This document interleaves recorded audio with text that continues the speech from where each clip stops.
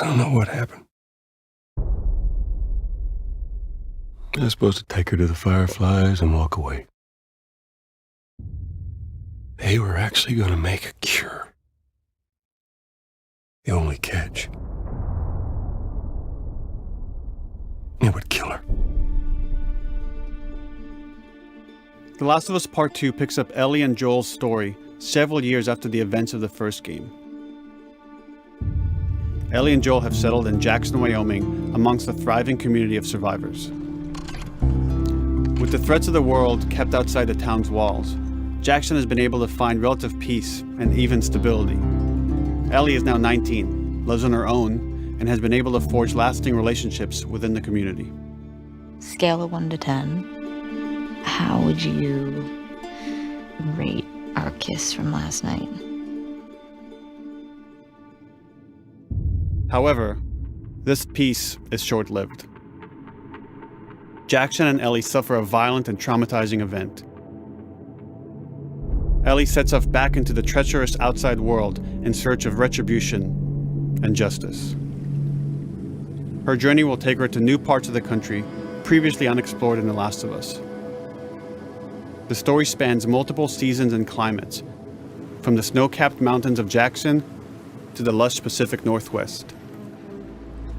Each introduces a wide range of exterior and interior environments for you to navigate and explore, rendered in meticulous detail and unprecedented scale with the latest iteration of the Naughty Dog engine.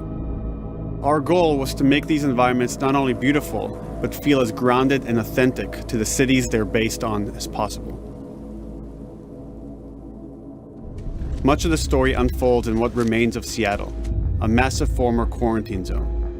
Its locales are incredibly diverse, spanning a dense city center with a skyline of towering high-rises to the beautiful suburbs and stormy waterfronts that surround it. The city exhibits drastic shifts in architecture, elevation, and weather. And with Part 2, we've introduced new traversal mechanics that afford greater exploration and ways to navigate threats.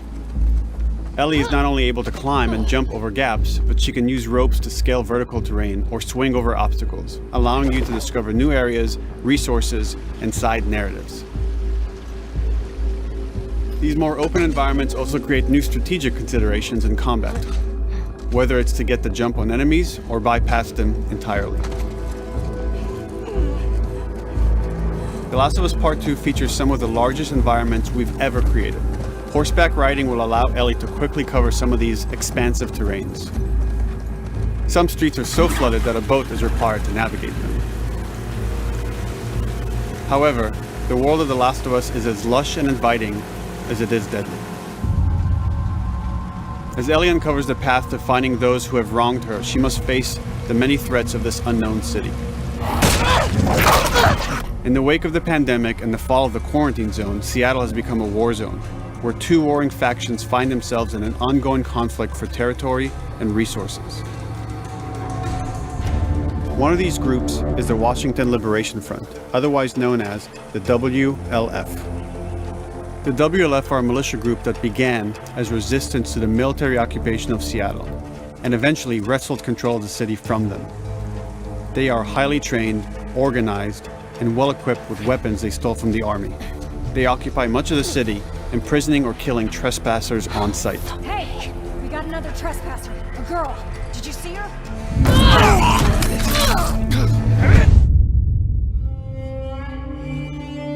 On the other side of this bloody conflict is a group of religious zealots called the Seraphites, or Scars, defined by the self-inflicted deep cuts that they bear across their faces. Like the WLF, they're deeply tribalistic and territorial. They're known for being stealthy, using overgrowth as cover, and they use more silent weapons like bows and arrows. Clip her wings.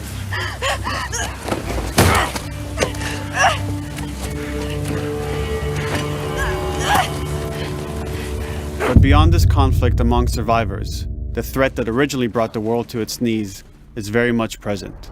Every human is in danger of falling victim to the infected. They are the recently infected runners, who are more numerous and aggressive in this game. the blind but extremely deadly clickers, and the stalkers, who sneak and hide until they're ready to attack, surprising their victims with extreme agility and brutal violence. The Last of Us Part 2 introduces new stages of infected, such as the Shamblers. Large, heavily armored enemies that are covered in pustule. Upon getting close to you, they expel a corrosive spore cloud that burns its victims. But our most terrifying and lethal new forms of infected will have to wait until you play the game for yourselves.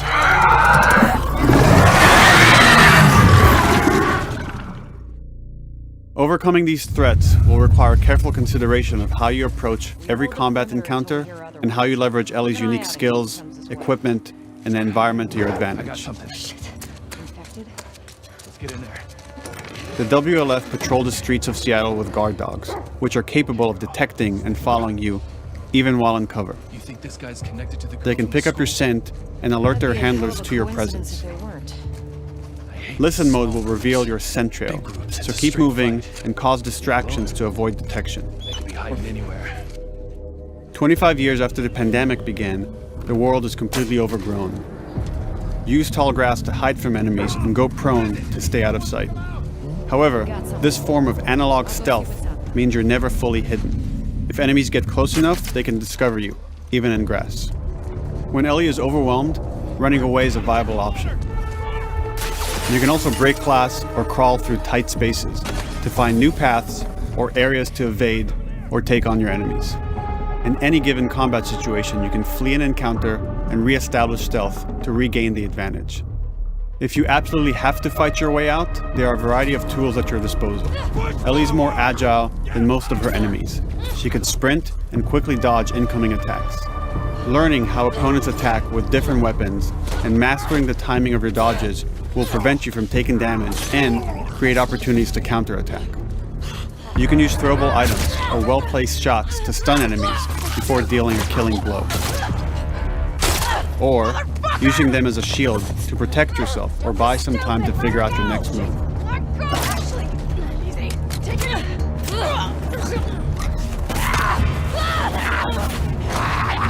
Ellie isn't always alone on her journey. Allies will take part in helping you navigate the environments, spot enemies, and meaningfully help you in combat encounters. Back off!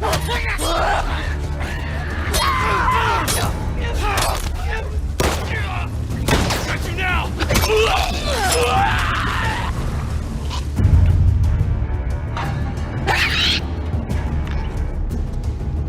Between the human survivors and the roaming infected, there will be times where multiple threats are present, creating new strategic considerations and opportunities. You can choose whether to attack these opponents separately and directly, or find ways to pit them against each other.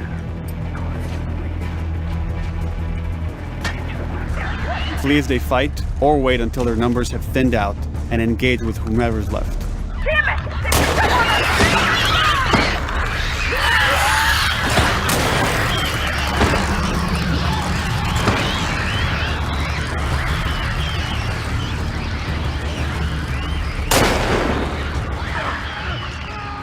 Our goal is to create unparalleled tension, coupled with deep systems that give you greater control and influence over your journey. As you play, you'll be able to invest in a broad collection of crafting items, weapon, and player upgrades through training manuals scattered throughout the environment and scavenging for ingredients. These skills and upgrade manuals cater to a variety of playstyles, and the choices you make will create your own distinct experience. We also wanted to extend that agency and personalization to your weapons through our new workbench system. Scavenge for parts to modify and improve your weapon's performance and attributes, all of which are visualized and become part of your character.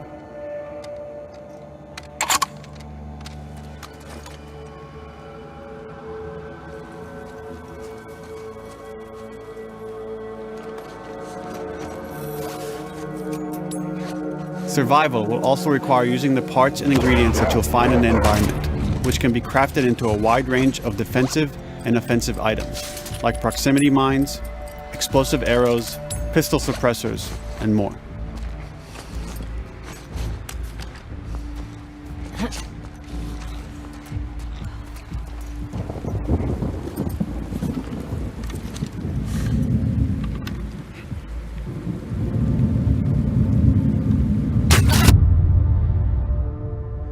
All of these gameplay systems are meant to immerse you in the world and make you feel in lockstep with Ellie's emotional journey.